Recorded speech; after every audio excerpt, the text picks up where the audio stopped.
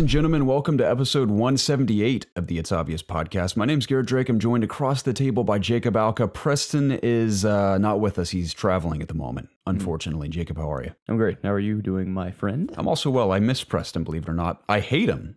I'll never not hate him. Yeah.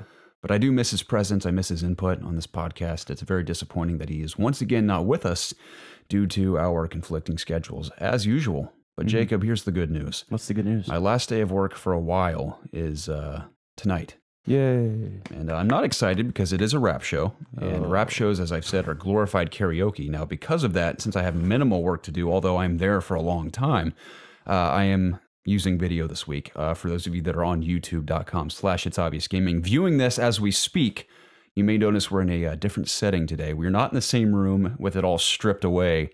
We're in a different room because we have carpet cleaners coming to my parents' house today. It's going to be very noisy, so we have retreated into the back end of the house in a foreign space. And we're in basically a storage room here. Yeah. But I made it look as pleasing as possible. It's very simplistic. It's a single lamp. We have our Red Dead candle. Yeah. And we are amazing. shooting video this week. We are, yeah. I was going to say the video's never been more unnecessary than it is today. But the reason I'm doing it is because I want something to work on while I'm at work. Because I'm going to be that bored while I'm there. So I'm like, I might as well edit a video while I'm there. Okay. So we'll see. Okay. I may even tweak up the video a bit. Maybe color correct it a bit more and make it a little more cinematic for fun. Because I'm going to be that bored. Yeah, I'll leave that to you, man. I was going to say, I'll close my computer here for a moment if you're even watching the video, so you can see our gorgeous Red Dead candle here. I'm sure some of you have this as well if you got the special edition or collector's edition of whatever of Red Dead. It smells wonderful. It's very visually pleasing as well. And it's good to be here with you, Jacob. I'll leave it at that for now. How was your week? It was pretty good. I'm in a good mood right now. Good mood lately. I've noticed you're tweeting a lot. Yeah. I really enjoy your tweets. I'm glad you brought that up. Good plug-in. I want people to follow me more on Instagram and Twitter, and my handle on both of them is Jalka27. Jalka. Yes, I've changed it. It's JALK 27. So Jalka27, one word. Yep. Okay, follow Jacob. Follow me. I'm tweeting. I'm tweeting the tweets. Yeah. I would, appreciate people reading them, even comment if you want to, Let's have some conversations on there. But, at the very least, just like my tweets. Do it. You want to, just do it. You're welcome to follow me if you like, but I never tweet, so you'd be very bored. It's a futile following to follow me. So you could. I tweet maybe once a year. Oh, yeah? I think I tweeted at E3 in the year, and before that I tweeted like 8 months prior for a different thing I was doing. See, I used to not to, but I don't know. Why not? Yeah. Have some interesting conversations. I really enjoyed your American flag tweet the other day. It was I was genuinely just driving. I was like, man, there's a lot of fucking flags out, I was like, and why do I like this flag so much? No one really commented on it, but I love the American flag. On it, so. Now, is it because I'm a red-blooded American? That's part of it, of course. Yeah, but, I just genuinely think I think it's aesthetically pleasing as well. It's like some countries, like, no offense to other countries, but I see their flags and I'm like, a lot of cool symbolism behind it. The 50 states and, of course, the 13 original colonies with the stripes. So yeah, and I'm sure every flag has symbolism behind it, of course, but I'm naive to know what they are. Yeah. Red, white, and blue are beautiful colors as well. Yeah. Now, red and black are my favorite, but I can get down with red, white, and blue. How about just a black flag? Just a black flag like Assassin's Creed 4? Yeah. Nice. I was thinking about that game earlier because this girl I went to school with is all about film and TV, but she knows nothing about video games. So I'm trying to get her into video games. Yeah. And I'm telling her, like, she's all about period pieces too, like really great stories that take place in like medieval times or 1800, just any period piece. Or the pirate times. Exactly. And I told her, I was like, there are countless amazing stories from every time period you can imagine in video games. I'm like, I know since she's very ignorant to games, so she thinks they're just for nerds and there's nothing going on in video games. I'm like, I promise you, some of the most cinematic experiences you could ever possibly have are in video games. And not only are you viewing it, but you're a part of it. And I'm trying to describe to her how amazing they are. And I told her, and she's really into scores for movies and TV too. So I told you, I was like, there's amazing music in games. I'm like, there's countless good video game soundtracks. She's like, I'm going to make you a playlist and prove to you how good the music can be. Any game you can imagine with good music, just this giant Apple Music playlist I made her, and I had a couple of Black Flag songs in there from Assassin's Creed. Yeah. And that game's awesome. It reminded me of that game a lot. Did you put some sea shanties in there? I didn't. No, I didn't throw the shanties in there, but I wanted to put some Nier Automata and Persona in there, but they're not on Apple Music, unfortunately. Oh, really? So I had to hold off on those, but yeah, a lot of the other good stuff is in there. Nice. So has she listened to it yet? Yeah, she approves of a lot of it. She's like, I had no idea music like this was in games. I was like, I told you. I was like, It's an amazing medium to get into. Orchestrated shit and everything. Yeah, I had something to prove, and I think I proved it. Nice. So Well, I'm proud of you. yeah, thanks. But I finished The Punisher. What'd you think? Awesome, dude. Pretty rad last episode. It was fucking brutal. It is very brutal. Yeah. Man. Mm-hmm. Is there? I assume there's gonna be another season. Yeah, they're in the middle of production right now. I haven't started Daredevil yet. I'm kind of like catching up on YouTube videos that I want to watch right now. But at some point this week, I'm probably going to start Daredevil, and I'm super excited to watch that. Yeah, because like I've said every week, people have told me it's really good. It is. So I'm going to be doing that. You are in for a treat, my friend. Going to be watching the Falcons game after this podcast. I am nervous, obviously being a nervous fan. Does this because determine whether or not the Falcons go to the playoffs, or is that definitely done already? If they don't win this game, they're probably not going to go to the playoffs. That's just how it is. We've lost too many games at this point already. What's their record? They're 4 and This already sounds like it's going in a bad direction. 4 and 4 and 5. Oh, it's not gosh, great. That's ugly.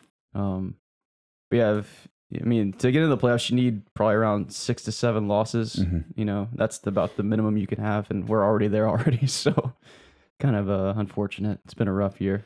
Lots of injuries, which has really killed the team, especially the defense. Yeah, our defense is atrocious. But you know, I have faith. You know, so we got some tough opponents left, but we'll see what happens. Yeah. And I've been playing a lot of video games. Cool. Pretty much the same ones as last week. Red Dead 2. Which really made some big developments in that game. Lots of story shit happening that I can't talk about here yet, but man, it's quite a ride. I can say that at the very least. Yeah, I was going to say in regard to Red Dead, for those of you that are at all interested in us having a spoiler discussion, of course, we want to talk about it. And I want to talk about it with you guys as well in the comments and on Discord, of course, going forward. But I think we'll have a spoiler cast for it, if not next week, the following week. Because by then, I imagine many people have beaten it by then. You sure that won't be the week of Game Awards? It might be. Yeah. We'll see. But regardless, I was going to say... Sometime in December, I think we're going to have a spoiler cast. Yeah, I was going to say, I'm sure there's some of you out there that are concerned about us doing a podcast talking about Red Dead spoilers, especially if you're not even close to the end. That's okay, because we will have mostly a normal podcast, and then we'll have our discussion on Red Dead at the very end. And I'll also cut it out and make it its own separate thing on YouTube if you want to come back and watch it later and find it easier. It'd be great if we also put like time codes on YouTube as well. Yeah, I think that's another thing I can do at work tonight. I'll be so bored that I'll have time to actually determine the time codes for this episode. Dude. Yeah, normally I'm so busy that by the time I can actually get to scrubbing through the video and finding the time codes, the podcast has been out for a day or two, which sucks. So, and I know it sounds like such a minimal thing to do. Like all you have to do, dude, is just mark down the times while you do the podcast. But it's hard for me because I'm sort of like moving on from topic to topic, and you used to do the time codes, but sometimes they'd be off by like 25 minutes or more. Yeah, then you took it away. And I'm like, how did this happen? It's like half an hour late. I would just forget something. And I'd put a random time on there. Yeah, so we tried that and it was totally disastrous. Yeah. So we have to scrub through it. And we could maybe try it again one day. Yeah, but I don't have like a time. Well, I guess I do have a timer. It's hard though because it's distracting because you'll be in the middle of a conversation and then you have to like lose your train of thought to write down a time and then jump back in. Yeah. It's weird. So I feel like we could give it another go. We could always hire a PA for each episode, pay him like $50 to just write down time codes. I feel like I deserve a redemption story for time codes. Yeah. Okay, yeah, maybe we'll give you your shot. Okay. It's like that Eminem song. Yeah. So wait, which one? The Mom Spaghetti one. Is that a redemption story? No, not really redemption, but just like you only have one shot, don't blow it. Yeah. So this is your one chance to prove yourself again with the time codes. Yeah. Well, I already had my one shot. Now's my redemption shot. Yeah, so this is anyway. It's just humiliating now. I've been playing more Blackout. We actually played for the first time, I think the night that we said we were going to. We did. It was fun. It was. We didn't get a brief. Win. No, we did not. You only played a couple got a bunch of kills, but we kept losing. Yeah. So yeah, the game's fun. It's a very fun game. I think you and I are going to dabble in it some this week and potentially turn it into a Let's Play of some sort. Yeah. So, yeah, anyone who wants to play with us, we'll give you guys a heads up on Discord if you want to team up for some squads, bro. Squad up. That'd be sick. And then I picked up a new little game called Pokémon Let's Go Pikachu. Pokemon. That's cool. It's good. Everyone's saying that. Not saying it's great. You know, it's not like the next coming of Pokemon. It's a nice little side Pokemon, I guess you could hold call you it. over to the next big and bad Nintendo Switch Pokemon coming. Yeah, I mainly wanted to pick it up because I think it's going to be a very fun and interactive game on stream to play when I eventually start that back up.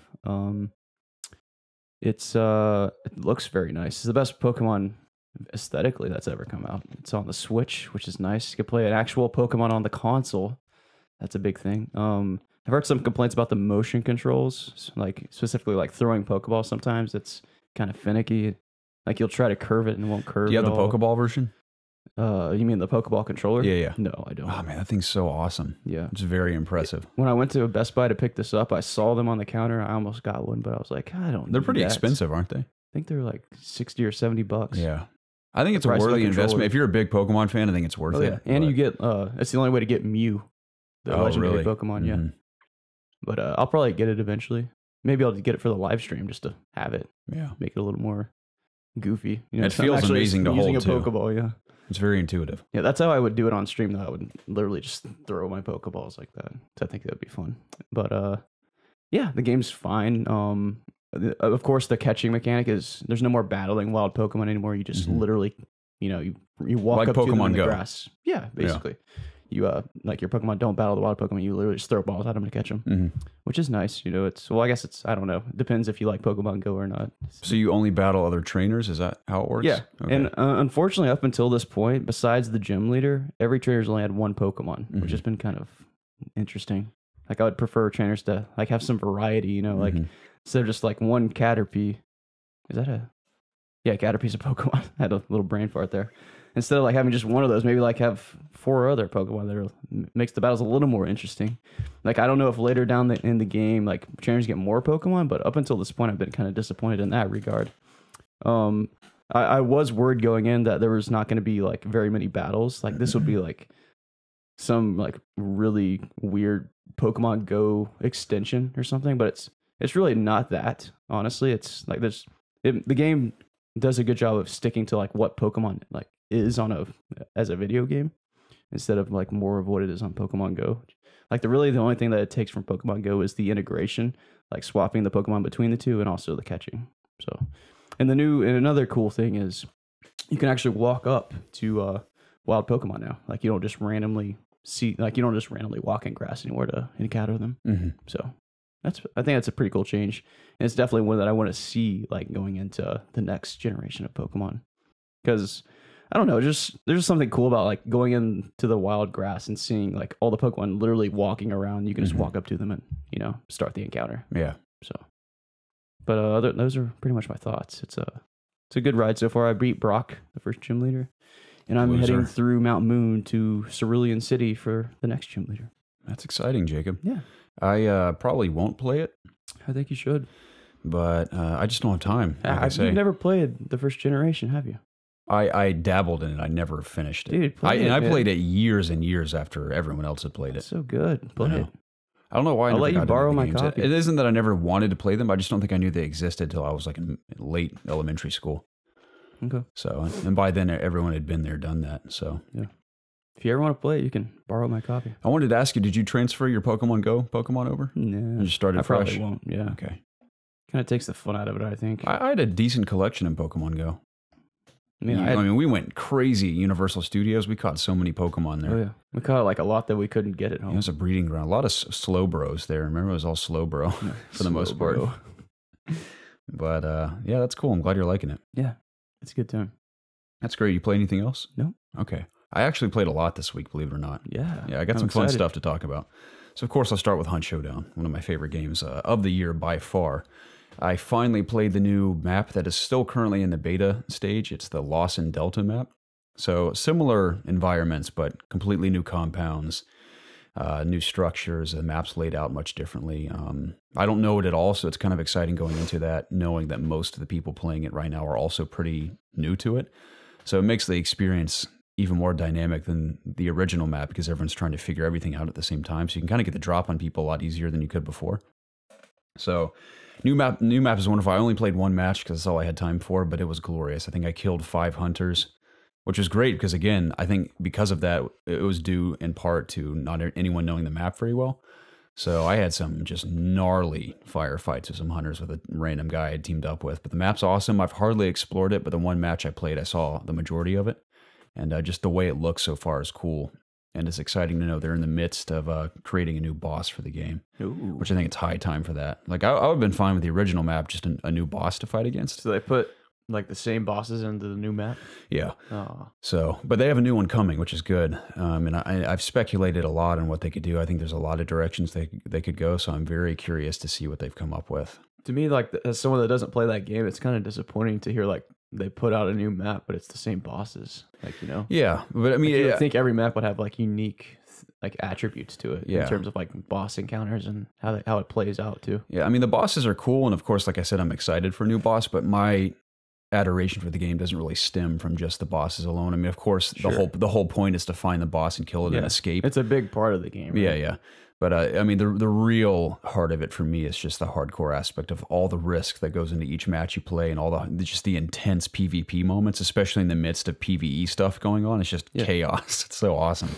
So other cool features are they made a lot of updates to the UI in the store specifically, a lot of weapon updates, new weapons, and there's also a quick mode coming. So this is kind of interesting for casual players. If you want to come into Hunt and you have no desire to play the hardcore way that in its original state where you have a hunter, if you die, you lose them forever, and there's like all money involved. Well, with the quick play, you get a free hunter, a predetermined loadout. It doesn't cost any money. And when I'm talking about money, I don't mean like literal money. I'm talking about in-game money. And you can play a match, and I think you can keep the hunter too, even if he dies. So it's just kind of like you're just playing. It's like the very easy, simplistic, casual version of the game. So if players want to do that, they can, but that mode's coming soon, which I thought was interesting. Another new feature is that you can actually, and they finally added looting. Looting's been in the game for a while. If you kill someone, you can loot their body and get like a consumable you've lost. That wasn't always a thing?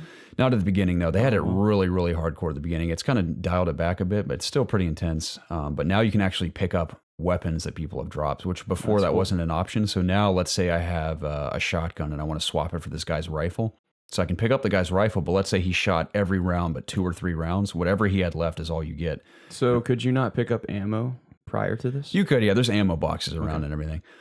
But now you can also pick up their weapons if you choose to. And so that's a pretty cool feature. I like that a lot. And I also like that you can leave the match and keep that weapon. Let's say you survive as this hunter for 6 more matches and you just hang on to this guy's rifle you stole. Now you can either keep it or you can go into the store and sell it for cash when you get back in. So that's kind of cool as well. Gotcha. So nice new features, new map's cool, and I adore that game. So if anyone wants to play with me, as always, hit me up. Oh, one more thing. Is it like what's the new map? Like what does it aesthetically look like? It's not as much of a bayou as the original map. It's still in Louisiana. I haven't read all the lore behind it yet, but it's there's like a train station. There's different. It's not. It's like it's a lot still of in the woods. There's the portions of it are woods, but there's a lot of farmland in the original map, whereas this looks like more of like an industrialized area of the map. So it's cool. Are there like buildings? Oh yeah, a lot of big buildings. The compounds are a bit bigger too, a little more complex. So it's cool. No, that's cool. And again, I've hardly scratched the surface of it, but I dig it. So I played that. Did play Blackout as well with you, as we mentioned. Played a lot of Spyro as well. Ooh. So I'm an idiot. I was totally unaware of the fact that the game I had played most was Year of the Dragon, which is the 3rd Spyro game. Oh. Now, I've played the first one. I just didn't remember much of any of it, but the majority of the one I played was Year of the Dragon as a kid. So, of course, I'm looking forward to getting to that, but I'm about halfway through the first game. Nice. And it looks like it's going to be a very easy platinum as well. Mm-hmm.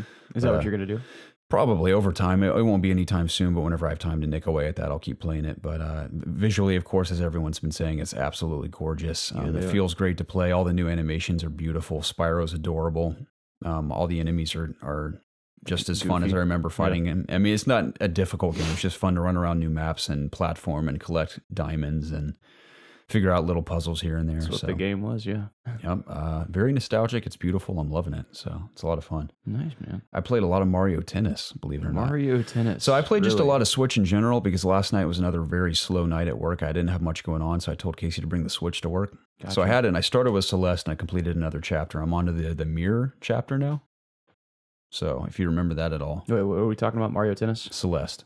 Oh, Celeste. Yeah, I do remember that. So Sorry, I was still on Mario Tennis. Yeah, that's the chapter I'm on now. So I started with that, played that for a bit. I jumped into Mario Kart and warmed up a bit in that because a coworker of mine's been wanting to race for a while.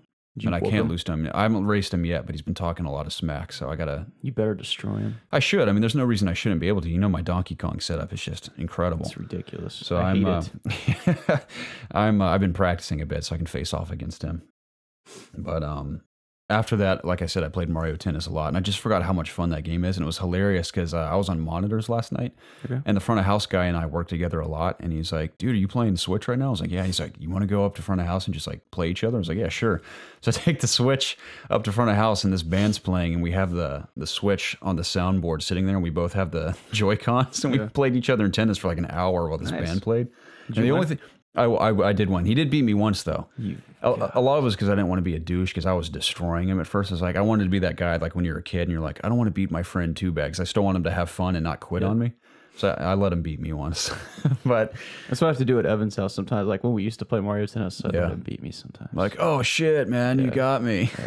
He doesn't listen to this, so he won't know. Yeah, but it was fun. The only thing that sucks about playing on Joy-Cons is that it removes the flip ability. Like, you know, if a ball is hit too far away, you can't flip at all. Yeah, I even looked at the control scheme. It has every single same control except for the flip ability. Now, unless it just doesn't list it in the pause menu in that version of the control scheme.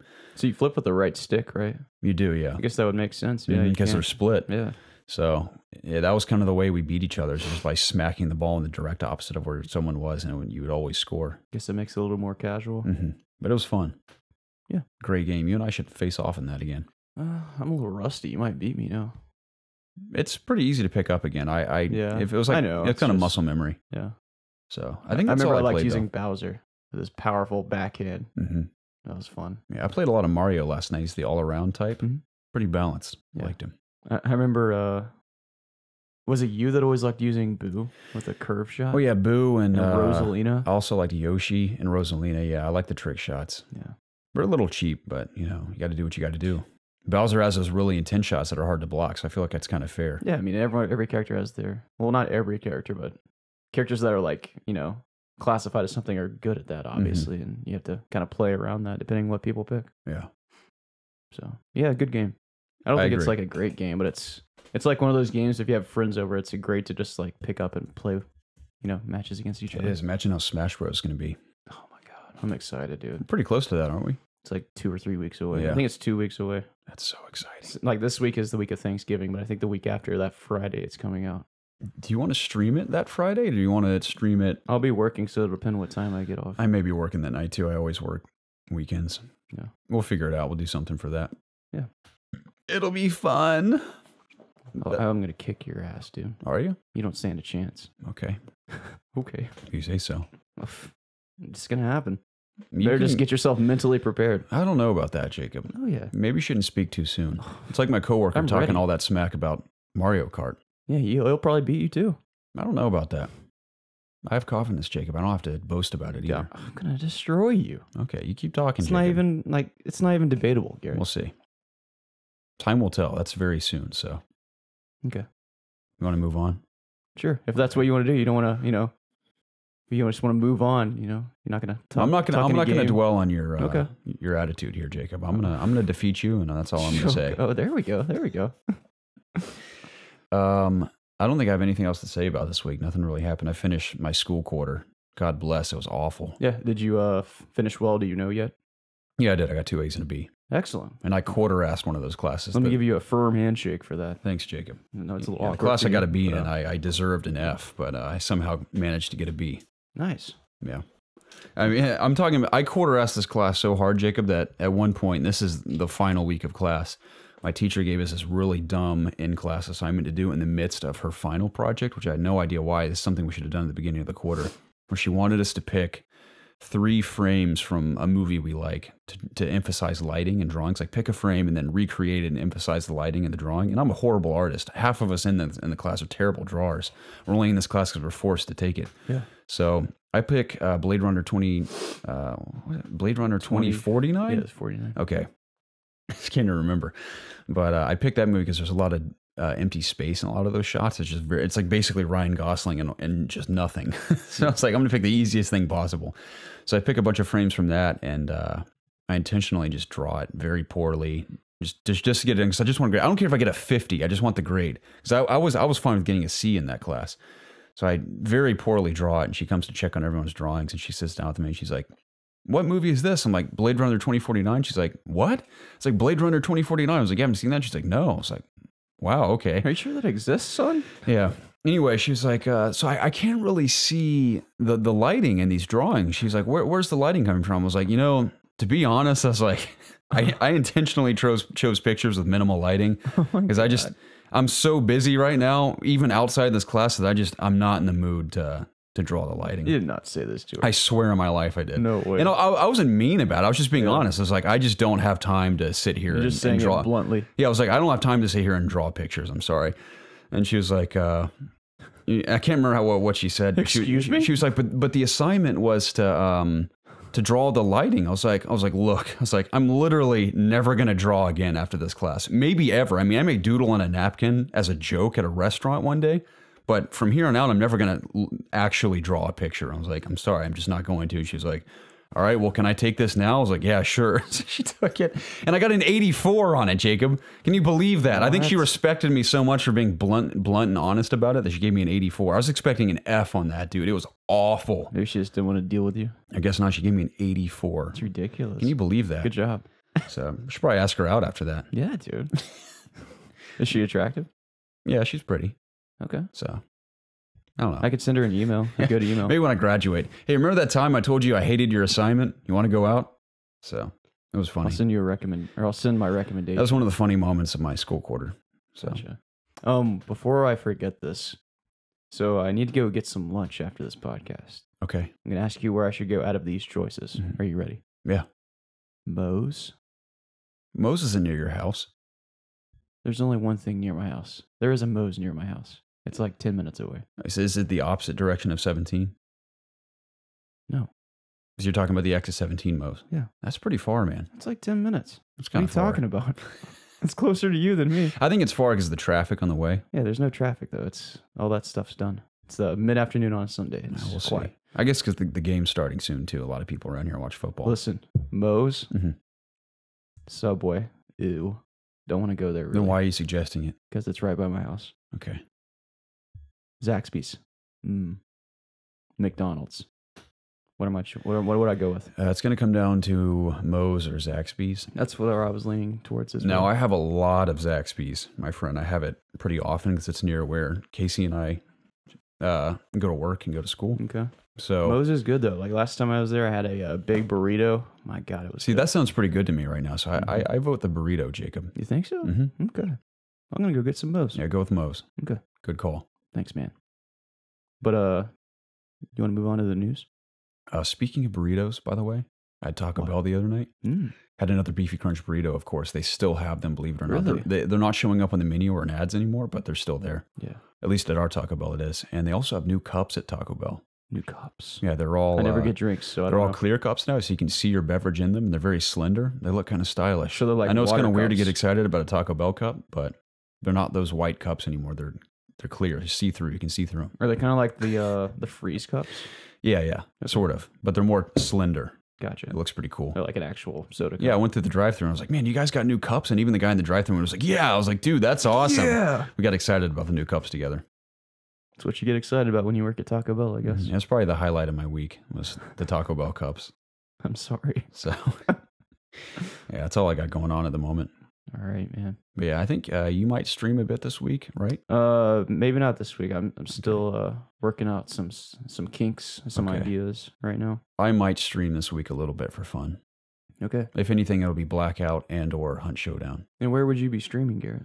Twitch.tv/ItsObviousGaming. I'm sure that sounds at like least a cool handful place. of you know of that place. Yeah. But if you don't, that link is in the description of anywhere you're listening right now. Wow, that's great. So you can follow it there. Nice. And I encourage you to do so. We don't stream consistently anymore, but here and there we will be. Okay.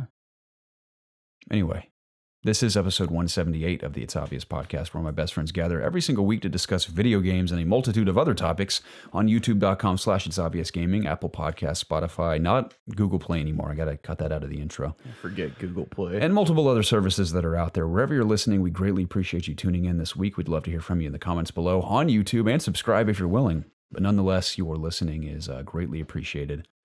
And yeah, let's just jump into it, Jacob. Yeah. Hey, man. What's the news? Dude, Sony has dropped out of E3 2019. What? Shocking, but at the same time, not very surprising. Yeah, I was not surprised. No, it's sad because Sony's always been a big part of E3, obviously, and it's always been my favorite aspect of E3. And to think that I potentially attended, maybe, I won't say definitely, but maybe the last Sony press conference at E3 ever. It's Yeah, kind of a weird this feeling. Could just be because they're doing something special this year. Maybe Again? next year they'll be back. Yeah, a lot of speculation around this. I mean, they came out right and said that we don't have much to show off next year. Of course, we know there's a slate of games going forward, but for the seemingly the remainder of this generation going into the next generation. So I totally understand why they're backing out. And people are speculating that they're going to unveil the new PlayStation, maybe. Yeah. Apparently it's a monster, dude. Let's see what this monster can do. I'm not so sure they will unveil a new PlayStation next year. You know what's weird to me? I don't think they can reveal any form of a new PlayStation and me actually be stoked about it. You think? Ever since we moved on to PC, dude, like, of course, You elitist. Of course, I mean, a new powerful console is exciting, and I will get it, and I, of course, will be excited about it, but I don't think any matter of hardware will excite me because you can upgrade a PC just all the time. So, I mean, because then you get a new console and it's locked that way, unless they had this new thing Sony's doing. It's like a PC where you can upgrade it over time or something. Yep. I doubt that. I don't know. But if they reveal a new beast PS5, I mean, cool. Yeah. But that's great, I guess. Yeah, I'm with you. I mean, maybe it'll look just so Now, cool. will they have their own event around E3 or shortly after, shortly before? I don't know. They'll probably do something. Something tells me maybe they'll hold off till PSX and just have a big PSX next year. Yeah. Or, or maybe they'll just schedule something after or before E3. Just maybe before to have like the focus on them. It will be said that it'll feel like literally like part of the show floor will be empty without them. I mean, they'll fill it up. Yeah, they'll fill the space, but it just won't feel the same. I want to run this question by you, though. Do you think this is like the start of other studios or companies just not going? I think so. Is there going to be a big domino effect? That GIF I sent is exactly how I think a lot of people feel like so it begins. Mm-hmm. I think this is the slow decay of E3. Now, we've seen hints here and there that E3 is eventually going to diminish, or at least some of these conferences will begin to diminish over time. Now, it's very sad because I love E3. It's one of my favorite times of year as a gamer. It doesn't make sense, though, from like everyone else's standpoint. Like, it makes sense for E3 because it's their thing. Yeah. But like, if you're thinking like all these companies are coming together for like 1 week, why would you want to do that when the focus is going to be all over the place? Exactly. Why wouldn't you just want to like have your own like day or live stream or whatever? That's why so many of those live press conferences were spread out over days, is because of that. So it's obviously, I don't think it's going to last. This doesn't really make sense to me. Yeah, companies are definitely branching off and doing their own thing a lot. So even you see that a lot with Nintendo Directs happening all the time. So yeah, and PSX, although they skipped it last year, and that's similar in that sense. Yeah. So yeah, definitely it bums me out a bit because even if I was watching from home, that's like a whole huge chunk of E3 missing. Yeah. So yeah, I believe that it's going to be a lot more focused on like just live streamed events, not necessarily like things that you go to anymore. Like maybe like, big, like a big Sony event, like they invite the press or whatever to cover it. But like, like everyone always says that live streaming is going to be like the future of the industry. And it's going to happen. Yeah. Everything's just going to be streamed everywhere. I think Nintendo Direct is the perfect example of that because you get all the same information, but it's its own exclusive thing. And it's probably, obviously significantly cheaper to do that than to have a big bombastic showcase. Everyone used to laugh at Nintendo's little treehouses in their directs, but I think they're kind of the head of the curve on this one. I mean, they're doing a good job with those, and they don't really need to like hold little performances on stage or whatever to sell you. They just make their video, they do it their way, they do it well, and they get people excited to buy their games, obviously. Yeah. I love the showmanship in some of the press conferences, though, especially Sony's. As goofy as some of that stuff was, it is really cool to be there. There's definitely a charm to it. And their after parties are just amazing, too. Yeah, you would know. You've been, right? I know. Like, that was the best part of E3 last year. Their after party was just unbelievable. Sony's? Got to play Spider-Man for the first time. I went over to whatever that section was, Ghost of Tsushima. It's like, it looks like Japan. Like, they set it all up like that. People dressed up and everything. I got a bunch of good Japanese food. Spider-Man section looked like New York, and they had hot dog stands and everything. So just cool stuff like that. Yeah. But I'm just thinking about food right now because I'm hungry. Yeah, I'm very hungry. But yeah, it's a bummer, not a surprise. But I guess we'll hear more about that going forward to see if Sony even announces plans prior to whatever they have to announce around that time or after. Like I said, I just want to like see what happens because of this. I want to see if someone else doesn't go too. Like EA already doesn't go, right? How shocking would that be if it's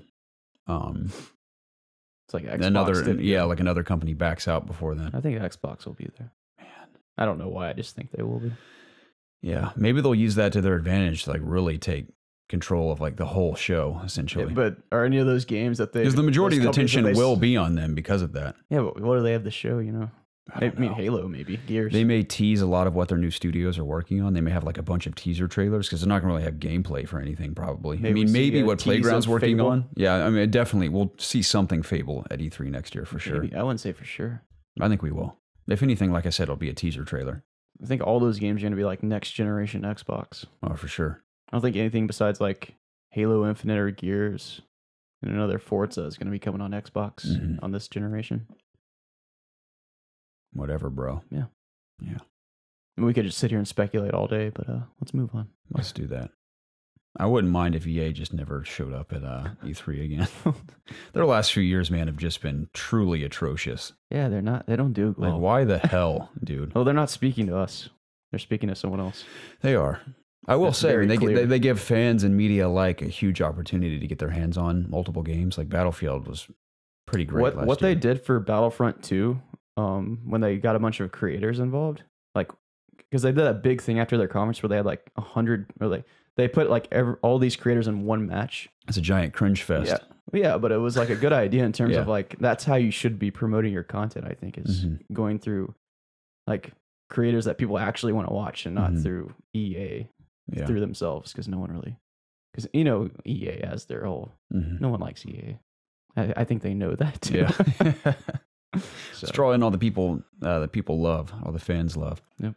So, well, good on them, I guess. Yeah, I guess. Anyway, Spider-Man's DLC Part 2, The Heist, has revealed its suits. Kind of cool. Yeah, I saw like the animated one. I think it was animated. Yeah, it's called the interesting. The clan suit, the Spider Clan suit. Yeah, a very interesting art style. Like cartoony, yeah. It's kind of cool. Completely different from the other ones. The Mark I suit, the black armor. That one looks cool too. It's kind of cool, but I'm most excited about the traditional Iron Spider suit. I still think that looks cooler than Tom Holland's Iron Spider suit. You think? Have you seen the concept art for that suit in the movie? No. The concept art was way cooler than the actual suit. Okay. I like that suit. It's cool, but I think the concept art was way better. Maybe you should be directing. Maybe I should. Yeah. I'll hit up the Russo brothers, and if I say that to them, they may just hand me the reins to the remainder of whatever they have left to do with Avengers 4. I'm sure they're in post by now. Listen, I'm a student in film. This is let me do this. I go to film school, so I know what the fuck is up. That's so You'd have my vote. Yeah, I imagine so. Whose vote would I not have? Good point. Yeah, the suits are okay. I have not finished that part 1 of the DLC yet. I haven't had time to play it. And when is part 2 coming out? This month sometime. Oh my gosh. They're cranking these out. Another week or two, and then the third one's in December, I think. Really? Yep. Yikes, man. So exciting, man. Do we know who's the there's like a villain in every one of these, right? There is. It's Hammerhead. No, like in the third one. I don't know who the third one is yet. Okay, they haven't said. Okay. So Hammerhead's come, and I think all the DLC ties together. Like I think Black Cat is still a part of the DLC going forward. Oh, spoilers. Well, I haven't finished it. I just assume.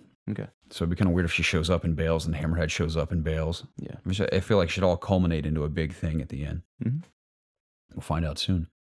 We apparently have Red Dead Online details. Now it looks like this is real, but I can't remember where I grabbed this. I grabbed it off something. Let me see it. Looks pretty real to me. Yeah, I've never seen this. But I didn't see many people reporting on it, so it could be wrong, but it also sounds like it's correct. So I'm going to read these bullet points, and we'll talk about them a bit. Okay. So this is stuff we can expect in the Red Dead Online beta coming very soon, probably the next week or two. It says, 1, you will create your own character. No surprise there. That's what you did in GTA Online. At the start, you will, what does that say? You will... Oh, at the start of Red Dead Online, it's RDO. I can't read it from here. You will break out of jail. Shocker. That sounds about right. Yeah. Red Dead Online will have main and side missions. Can expect that Okay. probably. If a player keeps killing you, you can tell the law. In Red Dead Online, there's 50 player levels. Killing another player will get you a bounty. Okay. Red Dead Online will have mainly roleplay. Will be mainly roleplay oriented. You can own properties, multiple horses and wagons. So I expected this. I think it'd be cool to have like a little campsite that eventually evolves into a ranch or something. That'd be kind of cool. Yeah. I think you get. It'd be cool if like somehow they do it like 76, Fallout 76, where you can kind of like wherever you have your settlement in the world, like it's always there if it can be. Like if someone else isn't there already. You know what I mean? Maybe. Like in a game session. Mm-hmm.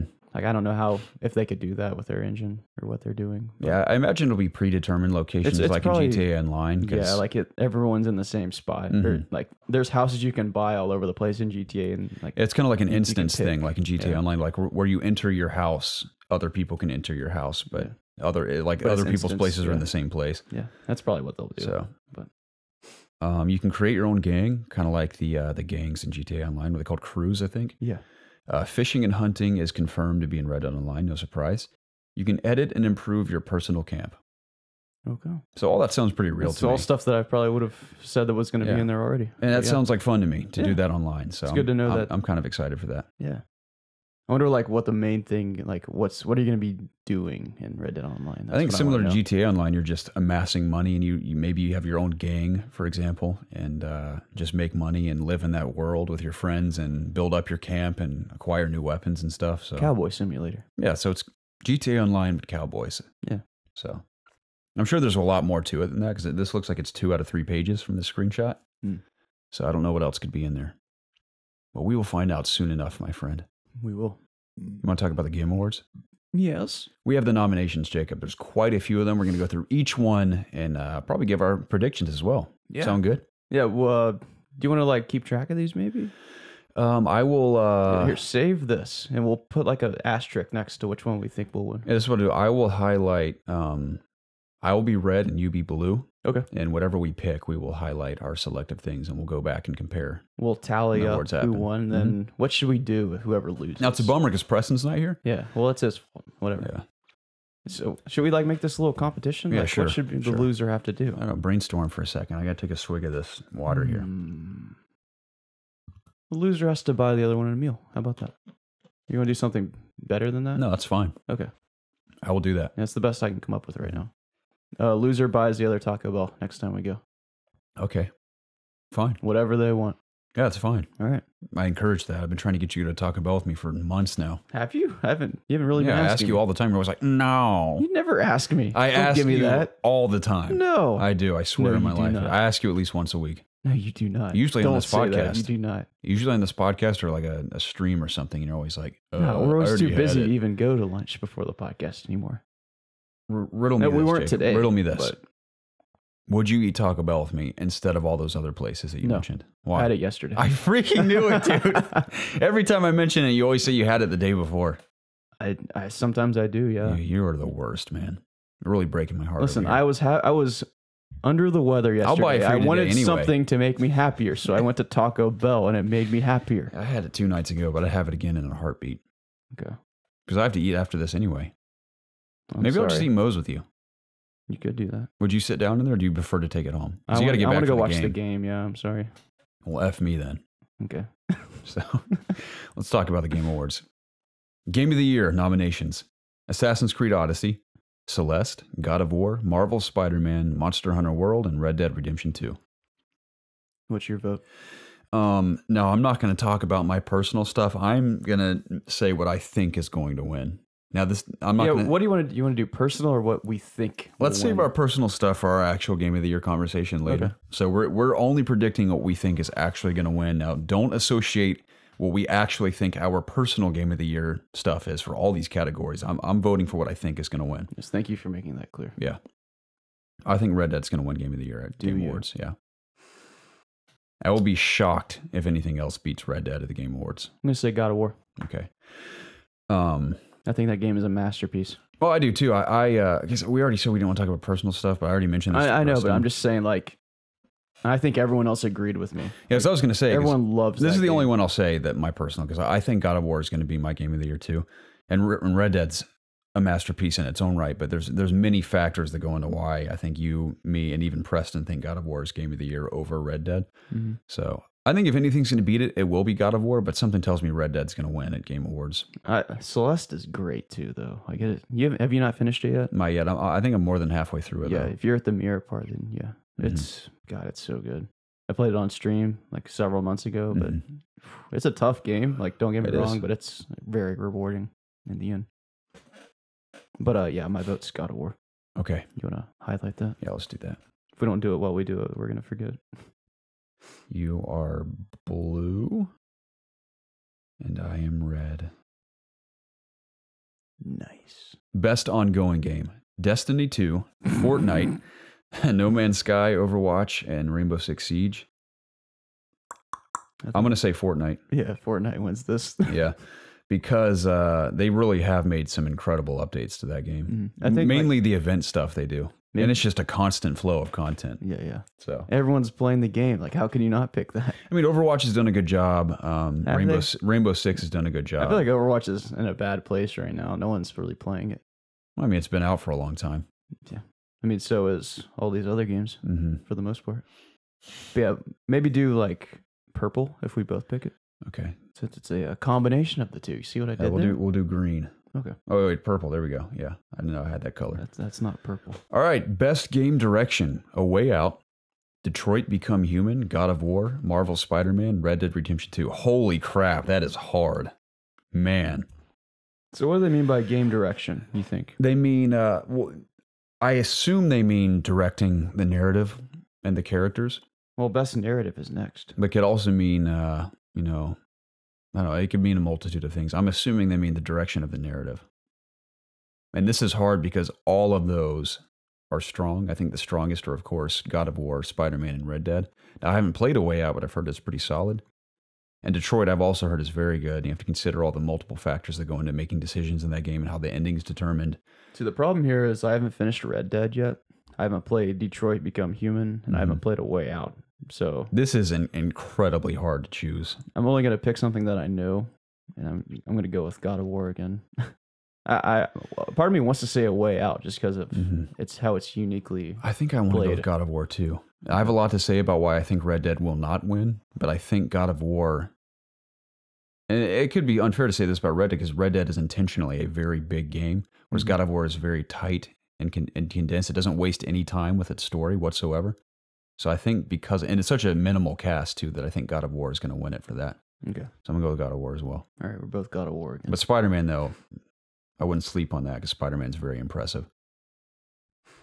Best narrative: Detroit Become Human, God of War, Life is Strange 2, Episode 1. That's a weird random one to throw in there. Yeah. Episode 1. Yeah, Marvel Spider-Man and Red Dead Redemption 2. I'm going to go with God of War.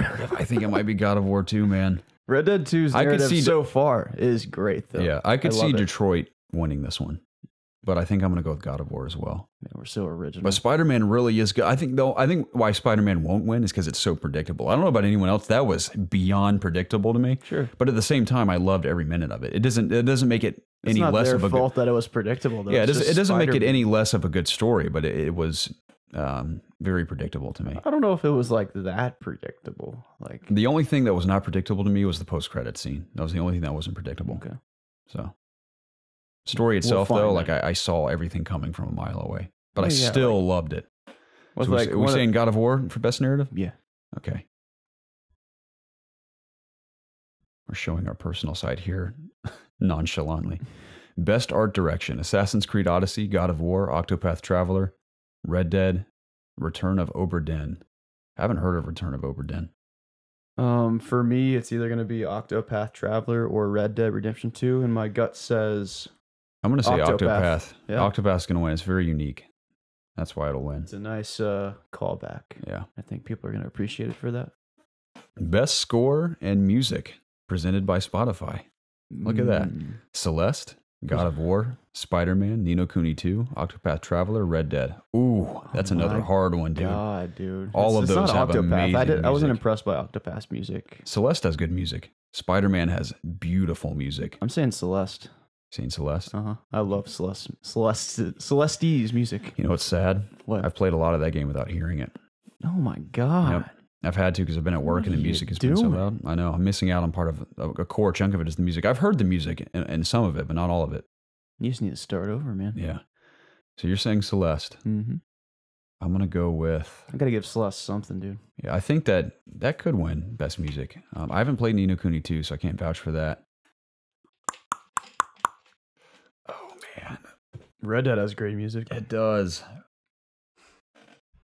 Man, I really I know you want to say Spider-Man. Spider-Man. Just say Spider-Man. I don't think it's going to win, though. Okay. It's very good, but I don't think it's going to win. And I think why God of War has the potential to win, because it has that recurring theme that occurs throughout the game. There's all kinds of different variations that suit whatever setting you're in Mm-hmm. and what's going on in the scene. Yeah. So I'm going to say God of War. Man. Best audio design. I'm glad they finally split these up the last couple of years. Yeah. Presented by Dolby. Call of Duty Black Ops 4. Forza Horizon 4. Almost said Horizon Zero Dawn. God of War, Marvel Spider-Man, Red Dead Redemption 2. This is hilarious to me because Call of Duty Black Ops 4 has some questionable audio design in terms of like its blackout mode. Because sometimes you will hear footsteps and you can't tell whether they're like Above you or behind you. Yeah, it's ridiculous. It is so I don't weird. understand why they're nominated for this. I think it might be Forza on this. Again, all those sound awesome, but I think it might be Forza. But Red Dead is very strong with audio too. I think about all the Spider-Man's great too, though. It's like how the music, like when you're swinging, how it changes, like when you're up high. That is good. It, like sways in and out. Red Dead has good. Well, yeah, think Red about Dead's great too. Think about all the audio in Red Dead. It's just gigantic. And that's something easy to overlook. God of War. You gonna say God of War for audio design? Yeah. Like I'm gonna say Forza. Do you remember like the Leviathan axe? How great that thing sounds when you catch it, and the way it looks and feels too. Yes. And maybe I shouldn't say Horizon or Forza because you're in a car the whole time, so you really only hear one style of sound. Now it does change when you're in the interior car of a car. You're in too, you know. Yeah. I haven't played the game, so it's I have hard a for me gut to feeling say. about Forza. I'm gonna say Forza on this. Okay, mine's God of War. Like that's something also tells me it's gonna be Red Dead, but I'm gonna go with Forza on that. Okay. Best performance: Brian Deckert DeChart as Connor in Detroit Become Human, Christopher Judge as Kratos in God of War, Melissa Thani Mahut as Cassandra in Assassin's Creed Odyssey, Roger Clark as Arthur Morgan, and Yuri Lowenthal as Peter Parker. All of those, I can't speak for Connor in Detroit, but all of those other performances are very strong. The performances in Assassin's Creed Odyssey aren't fantastic. I've heard everyone loves Cassandra. But, I wouldn't say the performance so much, but as much as her personality. I've heard people like her more than like the male protagonists in terms of the voice acting. Yeah. I'm going to go with... I think it's going to come down to Arthur Morgan and Kratos. Mm-hmm. Man, Kratos is so good in God of War. Have you played Detroit Become Human? I have not. Connor's pretty decent. The guy He's a robot, dude. A robot can't beat Kratos and Arthur Morgan. And again, Yuri as Peter Parker is also phenomenal. Mm-hmm. But I think it's going to come down to Kratos and Arthur Morgan, and I'm going to go with... holy crap. I'm going with Roger Clark as Arthur Morgan. I'm going to go with Arthur Morgan, too. I think he's going to get it. But that's the thing. It sucks because Kratos was so good. Mm-hmm. I don't know. Arthur's a new voice to me. Kratos is not. Is this a new voice? Oh, it is a new voice actor, and it is just an entirely different portrayal of that character too. That's another thing I'm taking into consideration because it's such a vast change from how he originally was with a brand new actor. And think about all the emotion in that game too, like the rage, the soft moments. There's a lot of dynamics there. Whereas Roger Clark has an arc in Red Dead, but he's almost always the same. But it's regardless, it's an amazing performance. Mm-hmm. So I kind of want to change my answer to Kratos. I'm still Red Dead. That's so hard. I like Arthur more as a character, I think, than Kratos. Still. Yeah. And there goes the garage. Maybe we chose the wrong room. It's so loud. It's very loud. That should be the only time it opens, though. All right, I guess we'll go with Arthur Morgan. I feel pretty good about that. It's your choice, you know. All right, games for impact. This is always a weird category. 11:11 Memories Retold. Celeste, Florence, Life is Strange 2, Episode 1, The Missing. So I've played two of these. I've played Florence and Celeste. Florence is like that little phone game Yeah. that's like maybe take you 30 minutes to play. Mm-hmm. I felt more impact playing Celeste personally, but like I said, I've only played 2 of these. So. I've heard a lot of good things about Life is Strange 2, Episode 1, but I'm going to go with Celeste 2 from what I've played. Yeah. Celeste definitely does have a good payoff and impact, for sure. I hope those guys aren't outside too long. I can hear them out there now. Me too. Best independent game. Celeste, Dead Cells, Into the Breach, Return of Obra Dinn, The Messenger. Ooh. I've heard big things about The Messenger, Celeste, of course, Dead Cells. I think it's going to come down to Celeste or The Messenger, personally. I'm going with Celeste. Dead Cells is great, though. Yeah. Dead Cells is really impressive. I'm going with Celeste. Me too. I think Celeste gobbles up all these kind of categories. And I think about it beyond gameplay too, because I mean all those. The only 2 I've actually played are Celeste and Dead Cells, but out of those 2, I mean gameplay is super strong. But I think why Celeste trumps Dead Cells is because of its story. Yeah. So. And the journey. Yeah, exactly. Very relatable story in a metaphorical sense. Mm-hmm. Best mobile. Ugh. Yeah, you know all about this, Jacob. You're stoked for this. Donut County, Florence, Fortnite, PUBG Mobile, Reigns, Game of Thrones. Where is Harry Potter Hogwarts Mystery? Yeah, this is an outrage. What the hell? Got shafted. I haven't played any of these besides Florence. I think Florence wins this because it's. I don't know anything about it. I've just heard the title. It's basically a game about how a girl goes through a breakup and how she turns out because of it. It's a little short 30-minute experience. It's not like a game really. It's like a tap narrative experience. Like you kind of like control things that she does sometimes. It's not much, but it's kind of charming. But yeah, that's what I would vote because I don't know, maybe like Fortnite or PUBG Mobile wins. I don't really know, and I can't speak to Donut County or Game of Thrones, so I'm going with Florence. You go with Florence. I have It's a no lot idea. different than these other games too. I'm gonna go with. You bastard. Just kidding. Whatever. I'll go with Florence too. Okay. Best VR AR game. I've heard Donut County is good though. Donut County. Astrobot, Beat Saber, Firewall, 0 Hour, Moss, Tetris Effect. Holy crap, that's hard because I heard Beat Saber is amazing. I heard Tetris Effect is unbelievable. Yeah, but I haven't played any of these. I've heard so Moss is amazing. I'm going to go with Tetris Effect.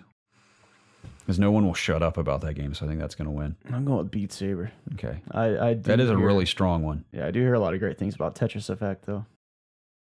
Yeah, we'll see. It's a game that I wish that I could play in VR. Mm-hmm. Only because of the soundtrack alone.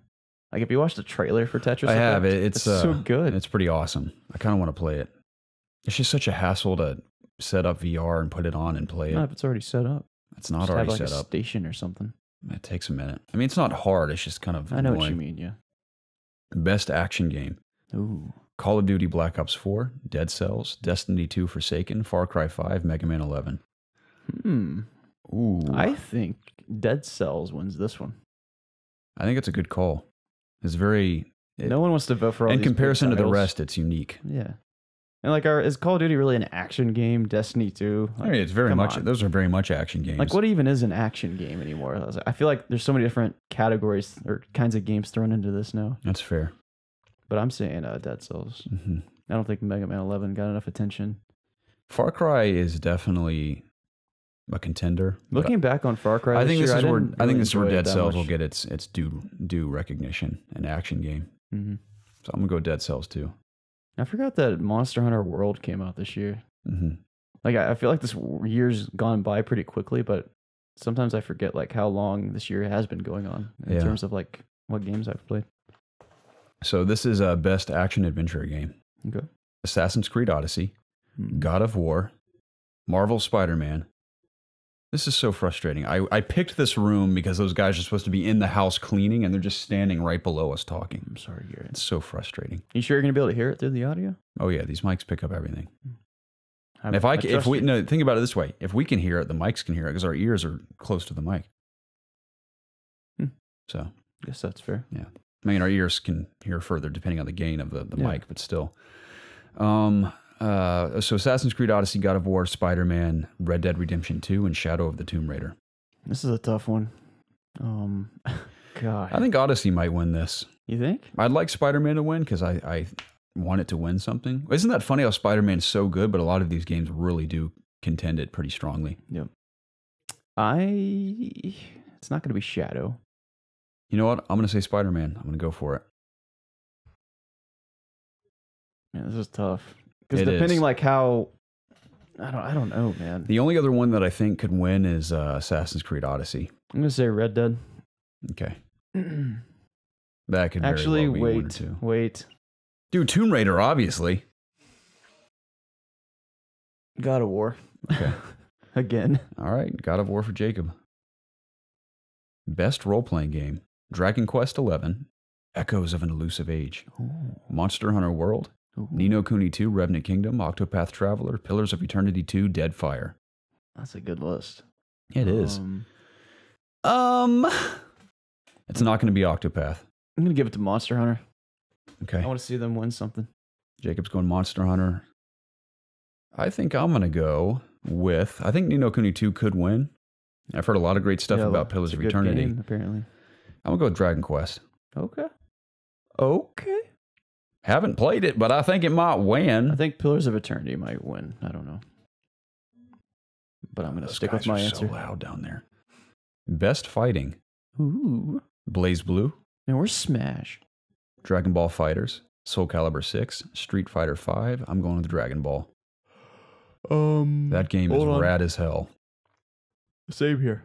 I'm going to go with Dragon Ball as well. Sick, dude. Best family game. Mario Tennis Aces. Nintendo Labo. Duh. Overcooked 2. Starlink Battle for Atlas. Atlas Super Mario Party. I'm going with Overcooked 2. I'm going to go with Nintendo Labo. Dude, no, I'm not. Bad call. I'm not. I think the only one that could win is Mario Party. I'm going to go with... oh my God, this is tough. I know. For me, it's either Aces or Overcooked 2. Mm-hmm. I'm going to go with Overcooked 2 as well. All right. Yeah, I think that's definitely going to win. Best strategy game. Battletech, Frostpunk, Into the Breach, The Banner Saga 3, Valkyria Chronicles 4. Those are all strong. I'm going to go with Frostpunk, though. I'm going wait. Maybe I won't say. I feel like Frostpunk reviewed just okay. I'm going with Valkyria Chronicles 4. I've heard a lot about that, too. I'm going to go with my gut and say Frostpunk. Okay. Into the Breach reviewed well, too, though. I will say I haven't played any of those games. Neither have I. Best sports/racing game. FIFA 19, Forza Horizon 4, Mario Tennis Aces. I wonder what's going to win. NBA 2K19, definitely Forza. Yeah, that's my vote too. Best multiplayer game. Call of Duty Black Ops 4, Destiny 2 Forsaken, Fortnite, Monster Hunter World, Sea of Thieves. This one's tough. I think Black Ops 4 might win, but I can also see Fortnite winning. But then again, Monster Hunter was very popular in multiplayer. I'm going to go with my gut and say Fortnite. But I want to say Black Ops 4. But I'm going to say Fortnite. Personally, my favorite multiplayer experience this year has been Blackout. Yeah, I think Fortnite might win too. Yeah, I think it wins. Say it. I don't think it won last year, did it? I don't know. I don't think so. I don't know if it was nominated. Now, are we saying this because Fortnite's supremely popular? Yeah. Because I think all these other games offer significantly more dynamic experiences than Fortnite does. Destiny's not going to win. Sea of Thieves, I don't think that will not win. They have been making improvements to it, but I don't think it's there in terms of its multiplayer. Monster Hunter might be a sleeper, but I think it does come down to Call of Duty and Fortnite. And I say we stick with Fortnite. I'm changing my vote. Call of Duty. Okay. Mostly because people around the industry have been pretty positive on the VR experience. Yeah. So that's what I'm going to say. And all the other modes are really strong too. Plus, it's better if we don't just vote on the same thing every time. Best student game. Okay, I don't know what it is. Is that going to go off the entire time? I don't know. Let me see. It's so loud. I'm sure our people listening can't hear this, but it's dude, it totally is. It's very loud. They run that cable, I think, all the way into the house. Yeah? Yeah. I might just have to pause it and then pick it up somewhere else. Because there's no way we can deal with that going on the rest of the podcast. Can't cut this out the whole podcast? No, dude, that's way too loud. Hmm. All right, well, they're going to be doing this a long time. We'll be back. Time for the clap. You mind giving me a high five? We got to be dead silent so you can get that stuff out.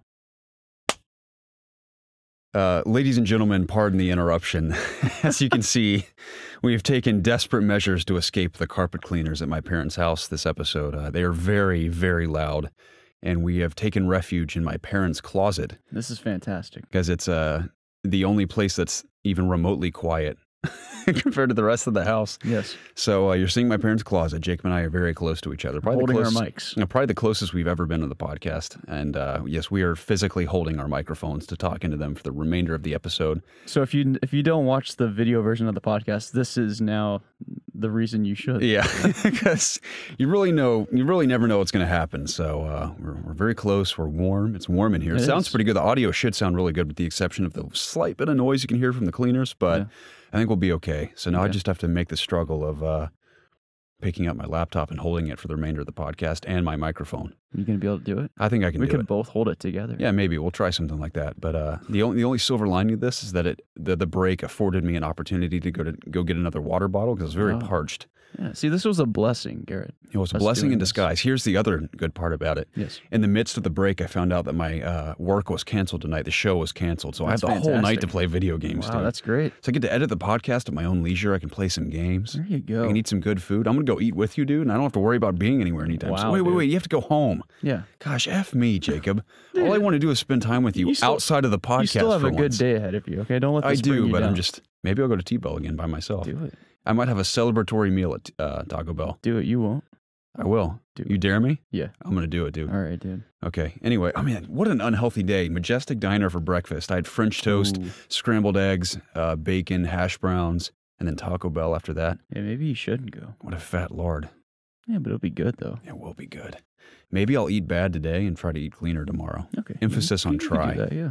Okay, we're going to continue. Let me pick up my laptop here 1 sec. Where were we? That's the big question. We were on multiplayer. No. We were on best student game. For multiplayer, you selected Call of Duty. Yes. And I selected Fortnite. That's correct. Now, I don't like Fortnite, but I think it might win. I think secretly, deep down, a part of you wants to play Fortnite. No, dude. I would have played it by now. Definitely.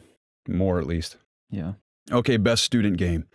Combat 2018 Dash Quasar, Jera, Lif, or RE Charge. Well, RE Charge is from the guy from MIT, so I'm going to say it's Charge. Yeah, this is just a straight spitball of a guess. It is. But I like the sound of Digipin Biblo Spain, so I'm going to go with Jera. What was that? Digipen Bilbao, Spain. Yeah. Digipen Bilbao, Spain. That's what I said. Come on. Okay. I'm going to go with the RE Charge because he's from MIT. Okay. Best debut indie game. Donut County, Florence, Moss, The Messenger, Yoku Islands Express. I can vouch for Yoku. It's the pinball bug game. It's a good game. I'm going to go with Donut County. Donut County for Jacob. I'm going to go with, I want to say The Messenger because a lot of people have talked about that, but I'm going to go with Moss. Oh. Now, do you mind highlighting while I'm holding? You know how to do this? So just highlight your title and then select blue. Hold on. Which one did you do on this one? Charge? I added Charge. There you go.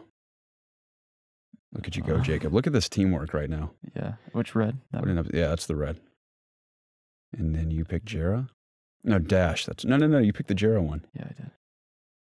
There you go. Thank you for calling. Forgive us for the delay here, folks. No, this is perfect. And this one, nope.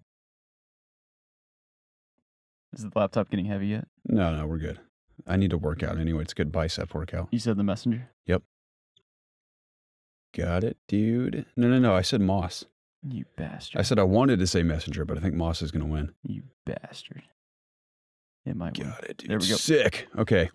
Esports awards that have been expanded for 2018 and have their own separate categories. Best esports games. CSGO, Dota 2, Fortnite, League of Legends, Overwatch. I obviously have to go with Overwatch here. The Overwatch League is a world-class event. It is pretty exciting. Let's go with Overwatch together. Okay. I could see League winning, though. But I feel like hasn't League won a ton of stuff in the past? League is old news, man. It's time to move on, you know? All right. Well, a lot of people would say Overwatch is old news at this point. Yes, they do. Is this? Did we skip anything? Or are we good? No. Okay, best esports player. This is the ones I never know. Okay. Sonic Fox, Hyjime. Sonic Fox is the guy that dresses up as like a blue fox, isn't he? I have no idea. Okay. He's probably going to win if that's the case. Gion Olin Sander and Sung Hyen. I know who I'm going with Jonak Sonic is Fox. from Overwatch, so I'm picking Jonak. Okay, I'm going with Sonic Fox. Okay. We could just do all this at the end, you know. Yeah, we'll go back and highlight them. We're taking too long. This is the last one I'm going to do. Okay. Go ahead and read the next one. Best esports team, Antrails? Astrails. It's not Astrails, is it? Astrails? Astrals, yeah. Okay. CSGO, Cloud9 and League of Legends. I'm going with Fnatic in League of Legends, London Spitfire and Overwatch League, and OG in Dota 2. So Cloud9 owns the London This is Spitfire. getting very heavy. I knew it would be. It's a heavy laptop. I can take over if you need me to. Okay. You mind taking over for a second? Yeah, I'm going to go with... Okay. Oh, gosh. Okay, hang on. Hold on. You got it? Oh. All right. You got it? Yeah, I got it. Okay. Let go. There we go. Cool. I'm going with... Oh, gosh. I guess Cloud9 LOL. Okay. Lol. I'm gonna go with. Why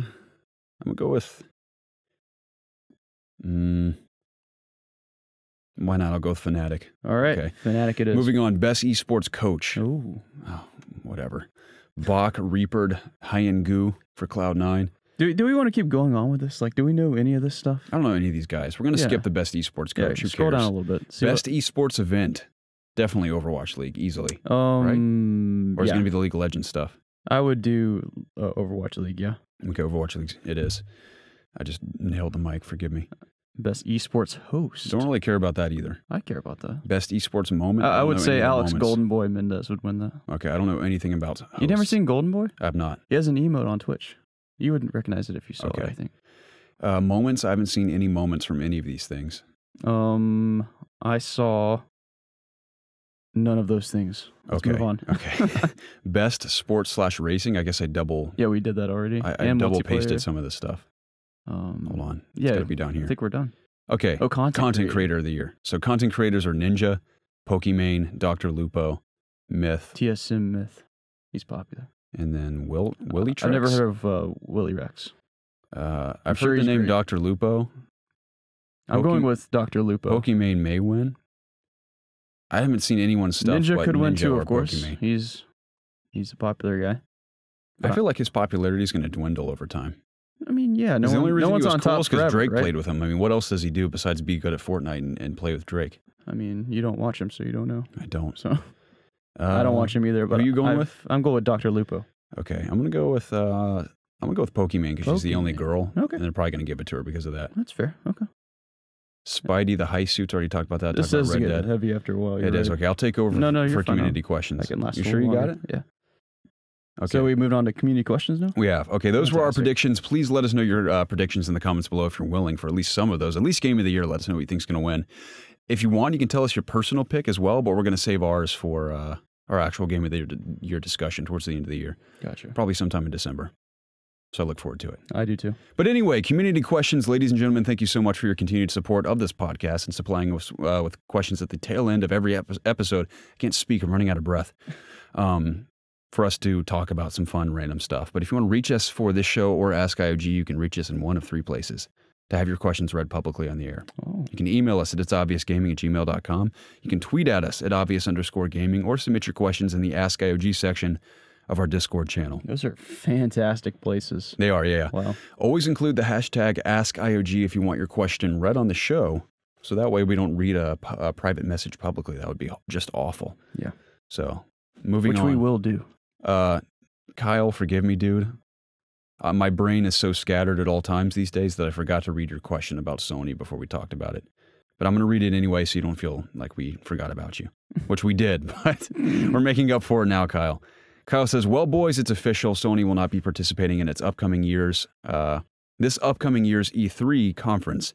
This will be the first time in 24 years. What's your guys' thoughts on this? And what do you think what do you guys think about the future of E3 with more and more big companies starting to do their own thing? Do you all think E3 will evolve into something more along the lines of a gamer Comic-Con or continue to try and push for big companies to do game announcements? Would you like for Sony to adopt Nintendo style with their directs, or just keep the once-a-year conference done separate from E3?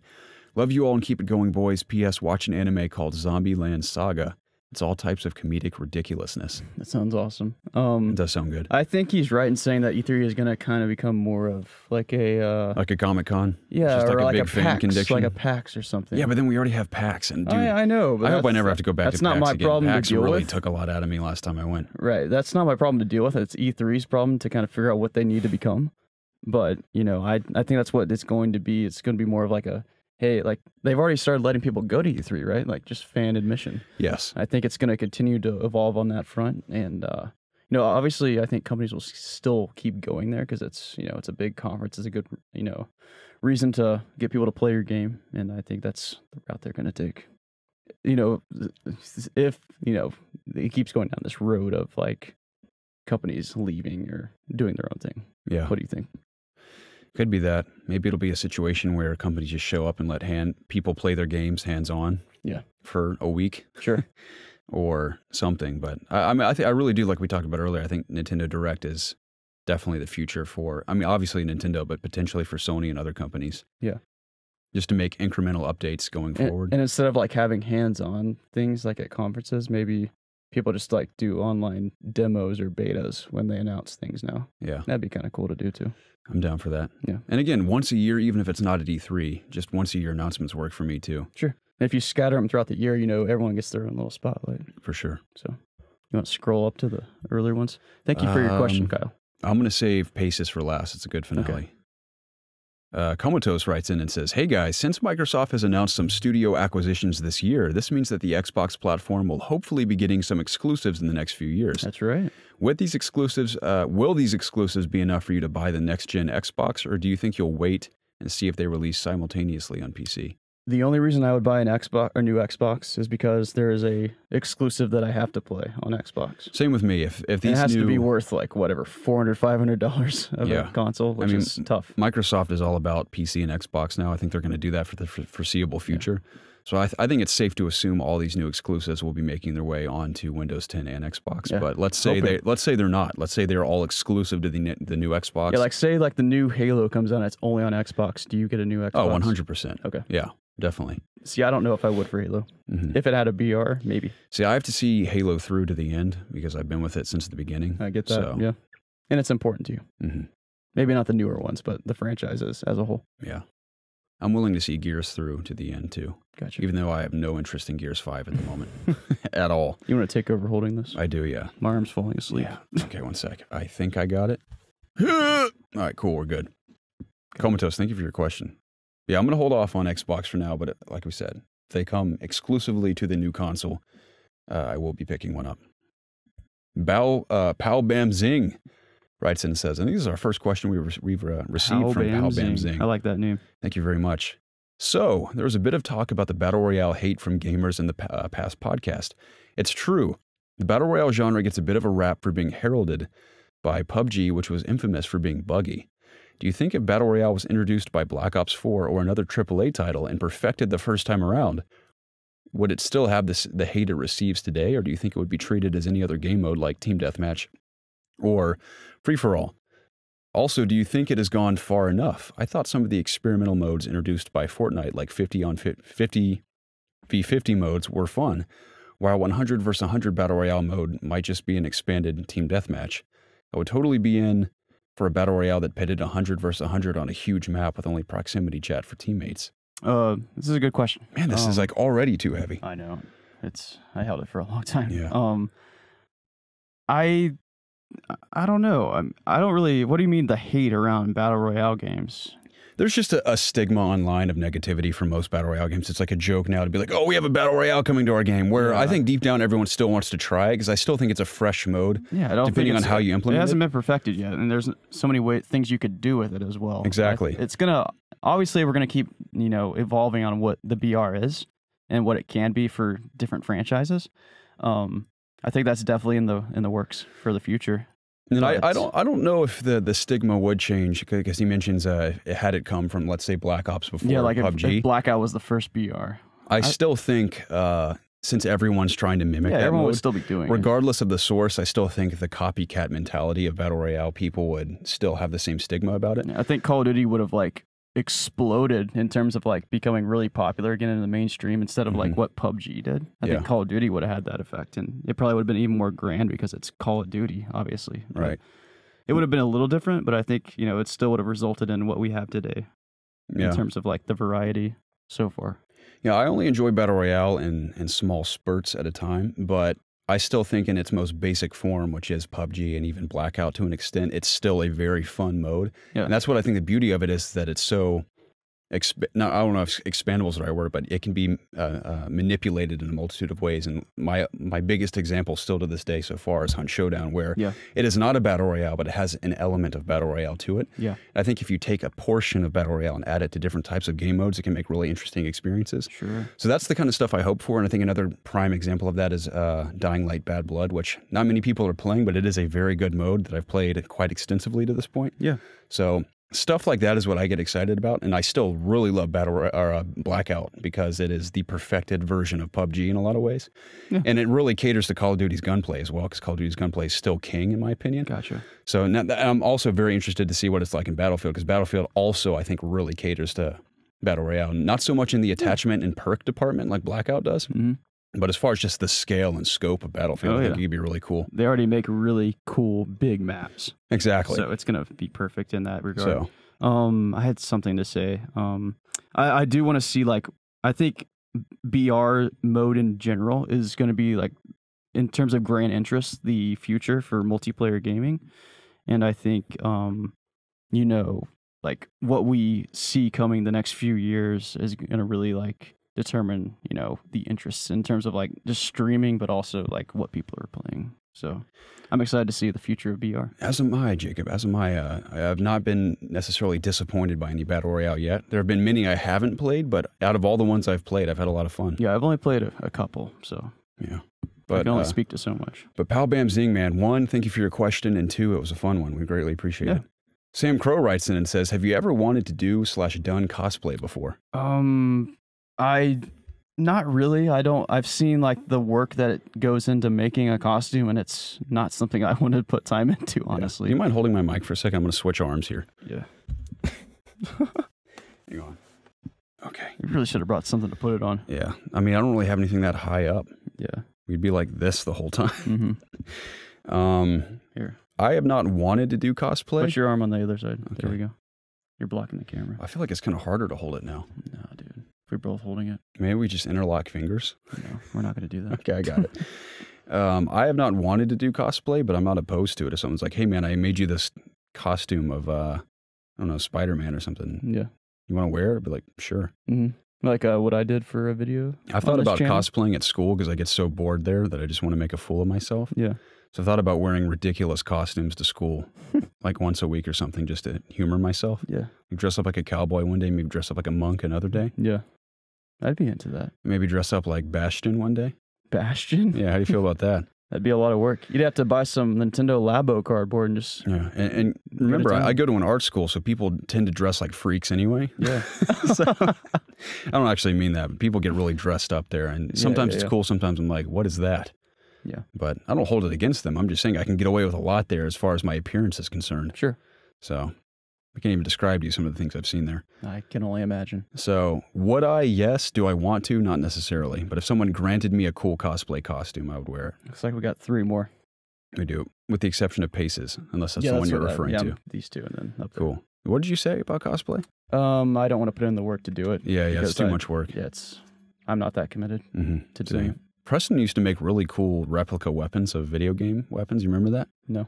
Okay. Maybe he did it before we lived together. Yeah, I think he did. Yeah, I never saw them. He made a Daedric sword from Skyrim. It was awesome. It was very impressive. Daedric weapons are cool. He made a few like that. So Preston was in the weapon department of cosplay for a while. Maybe he could have sold his weapons to cosplayers. I always wanted like a replica Keyblade, but that'd be cool. That'd be really cool, especially if it was like real metal. Yeah. Well, like that would steel. be extremely heavy. It would. That was the case. Maybe something that looks like metal but isn't quite as heavy. Yeah. You got to kind of have that suspension of disbelief when you're like playing a game, because obviously a Keyblade would be fucking heavy, man. Oh, yeah. I don't know how Sora holds it. Maybe it's just the magic of it. He can hold it. Yeah. Imagine getting smacked in the face with that thing. Mhm. Dear Lord. Or like the Buster Sword from Final Fantasy VII. Yeah. Like, Cloud Sword. Yeah, that It's thing huge. is massive. Very strong boys. Boys. Bye. Sam Harris writes in and says, Konnichiwa, IOG senpais. Oh, hello. Hello. I'm thrilled for 2019's lineup of potential blockbuster games. Jacob and I were just talking about that, I think, off air, weren't we? Might have been on here. I don't know. No, I think it was right before we started. We were just going on and on about how stoked we are for the first half of 2019. Lots of good ones coming up, boys. Oh, yeah. This is the first time, that's Kyle's question. It seems like every year we keep receiving stellar additions to the gaming ecosystem. My question is this. What is the end game for gaming? Is it the full dive of VR MMORPG like Sword Art Online? Is it haptic feedback VR like Ready Player One? Or is it some futuristic setup? I know this question seems a little nuts, but hey, I wouldn't ask then other podcast. Any other podcast? Any other podcast, except maybe Thought Patrol. Oh, okay.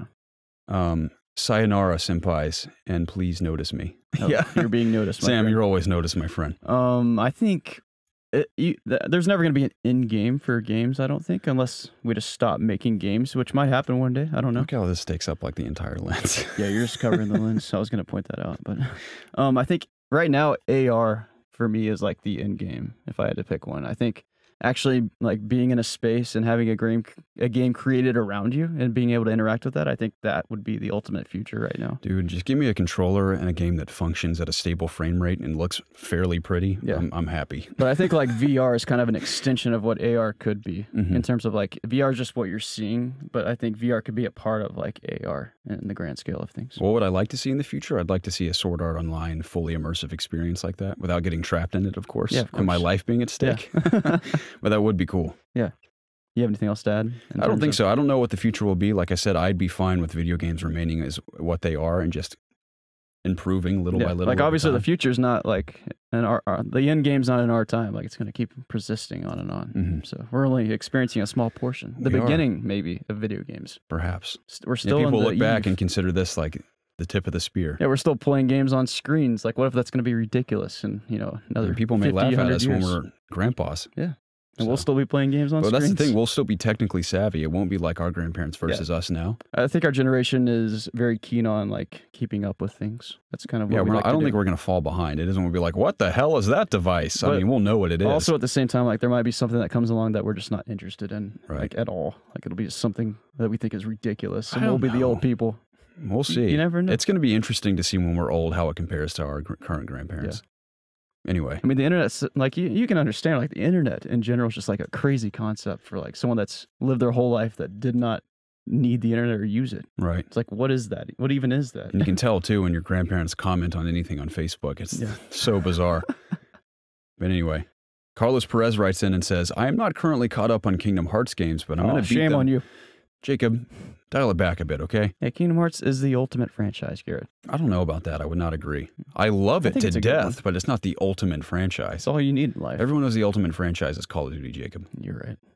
How dare I? Kingdom Hearts games, but I'm going to beat them before Kingdom Hearts 3, so no spoils for your answer. But how many more installments will they put after Kingdom Hearts 3? Or will Sora destroy all darkness for the upcoming game? I'm pretty sure Square has gone on record saying this will be the last game revolving around Sora's arc in terms of the story. I think they might keep making Kingdom Hearts games, though. I don't really know much more than that, though. What about you? Do you know anything? I'm hoping they wrap up Sora's story in this one. They need to. It's been going on for, what, 10, 15 years? Yeah, a very long time. So if they... I mean, of course, if Kingdom Hearts 3 will probably inevitably be a financial and It is the critical. I don't know finale. about critical, but so far I think it's safe to say it will be a financial success for Square. So I imagine they will continue the franchise in some capacity, but I don't know if they'll continue with Sora. Yeah. But... Because I like a world that Final Fantasy and Kingdom Hearts coexist, and they intertwine like this. I think it's very interesting as a concept. Yes, I've enjoyed it myself in the past. Disney and Final Fantasy together is quite a mixture. I mean, I could just deal with just Disney Worlds. Just give me a game with Disney Worlds. Yeah, I'm fine with that too. How about we just go to Disney World? Oh, let's go. Okay. Right now. We've been to Disney before, haven't we? We have, yeah, once. Yeah. It was a lot of fun. It was. All right, big finale with pace. Oh boy, I read this earlier and it was I got a good chuckle out of it. Okay, I haven't read it yet. I'm excited. Okay. This comes from Pace. Pace says, it's dream time again, fellas, and this time the voluptuous Jacob was the guest star. Oh. You're the star, of course. Yeah. You're the star of all my dreams, Jacob, and I'm standing here with you. I'm nice to look at, you know. I mean, I couldn't agree more. Pace goes on to say, I'll just go over what I can remember about the dream. I was in a gym lifting and had to me the smallest weights possible in an attempt to get swole. He'll get there one day, pal. Yeah, that's like me still. After I finished my workout, I walked through a GNC store, and on my way out, Jacob was there doing shots. And what he said was 3,000 milligrams or pure horse protein. Oh, yeah. I said good luck and shot him a couple finger guns as I left. He also shot back. Oh, yeah. It's very courteous. It's a courteous gesture of you. Later, I was taking a shower outdoors with my clothes on when a lady friend approaches and wants to talk. I turn off the shower and start walking with her. I had the feeling I wanted to get with her, so I was trying to impress her. Nice. I felt that using magic would be the most impressive skill, so I started using beams of light out of my hands to pull down glowing orbs from the sky. Kind of like Dumbledore in that sense. Yeah. I was really good at this too, but she wasn't really paying attention. So I went to lean up against a wall, and it happened to be a door that was ajar. I fell into some stranger's house, then got up and made my apologies as I left. The girl I was walking with was gone at this point, so I went to find her. Man, it's kind of I hope Pace finds her. This is a very suspenseful story so far. It gets worse. Just down the street, I see her talking to Jacob. Jacob, what the hell, man? I didn't pay him to Of course it's Jacob. As I approached, I noticed Jacob's muscles were solid gold. And he showed her which direction the gun show was. A twinkle of light and a ding appeared on his biceps. I showed her where it was, dude. Wow. I said to myself, quote, well, that game's over. And I knew at that point I lost the girl to Jacob. I went back to the outdoor shower and continued showering with my clothes on. I can't believe Jacob stole the woman of my dreams. Literally the woman of his dreams. That's all I can remember. I hope you enjoyed it. Yeah, I liked that. You're a real son of a bitch, I Jacob. am. You know, it's... I'm going to put this laptop down. Yes, now my arm's dead. Thank you. How do you feel about that dream? You know, it hurts sometimes, you know, just being heartbroken like that. All I can say is, you know, you got to get better, right? Yeah, you got to do better. You got to be better. That's the moral of the story, not the morale. Yeah, it's the battle royale of the story. Yes. You guys heard it here first, folks. This has been an interesting experience. It's been a very dynamic podcast. We started in one room, wound up in a closet. And we had some really freaking good community questions. We did, yeah. There were some fun ones. We greatly appreciate it as always. And again, we encourage you guys to comment on YouTube in the comments, obviously in the comments, and let us know your thoughts on the Game Awards predictions, your predictions. Hey, record your answers if you did not already. Yeah, and we're going to compare and contrast because we're discussing live streaming the Game Awards again and actually having good audio this time. Yeah. Because we goofed last time. We did. Yeah. That was prior to us actually figuring out Twitch. We were still pretty new to it at the time. And it will obviously depend on like if we can get together that night and have enough time to set it up and whatnot. Too. Yeah. So and let us know in the comments if you guys want us to live stream the Game Awards again. You can hang out with us on stream and we'll talk about it all there. And of course, we'll run a poll on Twitter probably and dump it on Discord as well and get everyone's thoughts on that to see if it's even worth doing. Yes. So I think it'd be a good time. It probably will be. So regardless, I look forward to the show. I look forward to seeing who wins, who loses, and doing it with you guys and the community, of course. It's always a pleasure. Yeah. But yeah, I hope this episode isn't a total disaster in editing. I think it'll be okay. Obviously, it's very bizarre, but... Yeah, you have plenty of time to do it now. I do, yeah. I don't have to go to work. I'm very excited. I'm probably going to go get some T-Bell. And the dogs are barking on cue there. I think it's time for us to go, Jacob. I think you're right. This was episode 178 of the It's Obvious podcast. Again, thank you so much for the continued support.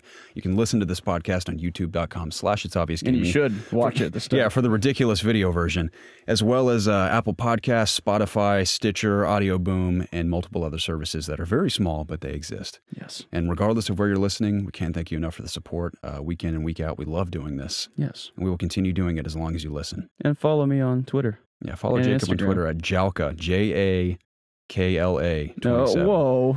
LKA, sorry. 27. Not Jolkla, 27, Jalka. You're advertising some other guy. Come on. Jolkla. I actually prefer to follow him. Oh. But yeah, follow Jacob on Twitter if you're willing. Yeah. You can follow me on Instagram if you want. Yeah, follow Garrett too. I'm just Garrett Drake. 2 T's, 2 R's, 2 T's, Drake. Very simple. So, I like it. I don't really post anything cool on there either, but you know, But you I'll could follow be you back. following him Yeah. for when he inevitably does. Yeah, Post once in a blue moon. It's mostly story stuff for me. Mm-hmm. So stories really changed the landscape of Instagram and stuff like that. Yeah. I was doing stories on Snapchat, but I stopped doing that and haven't really done it on Instagram. So I might Ever start since doing that one day. Instagram added that, it's kind of taken hold. And Snapchat kind of made some decisions just themselves that have kind of led to their Instagram has downfall. killed will have killed a couple apps by now. They killed Vine. Mm-hmm. They'll have killed Snapchat eventually. Well, Facebook is killing those because they own Instagram, right? That's true. Yeah, So- Facebook's a beast. Facebook It's is a horrible place. Facebook is one of the giants that's going to be controlling the world one day. Probably. But that's for another time. Agreed. You know, you're a good-looking man, Garrett, but I think we should wrap it up here today. Likewise, Jacob. I'm kind of sad we're ending it because I like standing in the closet with you. I do too, You want to yeah. leave the closet together and reveal Yes. ourselves to the world? Yes, I think it's about time. let's do it. On that note, ladies and gentlemen, we can't thank you enough again for tuning in. We'll catch you again next week. Goodbye. See ya.